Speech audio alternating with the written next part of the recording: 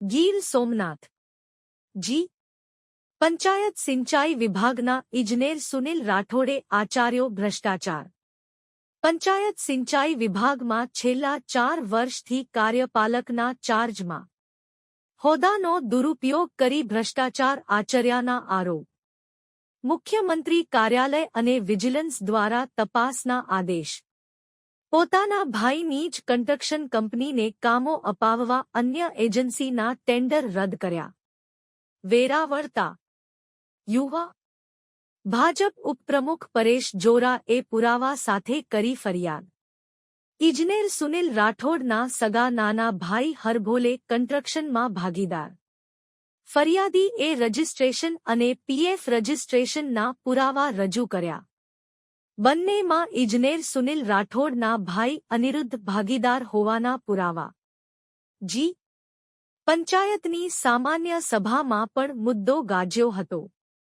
જી પમ ઉપપ્રમુખ રાજવીરસિંહે આ મુદ્દો ઉઠાવી તપાસની માંગ કરી હતી।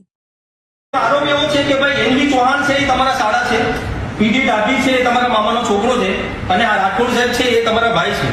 તો આપણો જે સામાન્ય વહીવટનું જે પત્ર છે બરોબર છે એની અંદર સ્પષ્ટ લખેલું છે કે તમારે સરકારી આશ્રય ભોગવતી કંપની અંદર જે કર્મચારીઓ હોય ને એમાં કોઈ પણ કુટુંબીજનને નોકરીમાં સરકારની પૂર્વ મંજૂરી વગર તમે રાખી નશો। તમે રાખ્યા હોય તો અમને વાંધો નથી, અમને કોઈના મતલબ નથી, પણ એ પ્રોફિટ ઓફ કોન્ફ્લિક્ટની અંદર ગણાય છે। એટલે તમે આ બાબતના આરોપો હવે પછીના ફ્યુચરમાં ન આવે, જો હોય તેનો ખુલાસો તમે આપજો।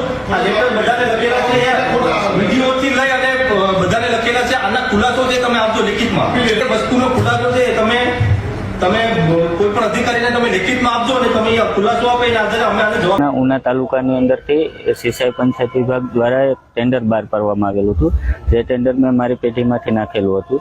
આ ટેન્ડરની અંદર મને ઈરાદાપૂર્વક ત્યાંના કાર્યપાલક છે રાઠોડ સાહેબ, એને મને ડિસ્કોલિફાઈડ કર્યો છે, ડોક્યુમેન્ટમાં કાઢી નાખ્યો છે।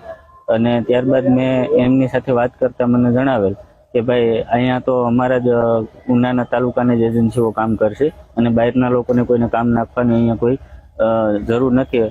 અને મેં આગળની તપાસ કરતા જાણવા મળ્યું કે કાર્યપાલક છે સુનિલભાઈ રાઠોડના એમના સગાભાઈની હરભોલે કન્સ્ટ્રક્શન નામની એજન્સી છે, એમાં જ એમણે કામ એને L1 તરીકે એ જ કામ આપેલું છે।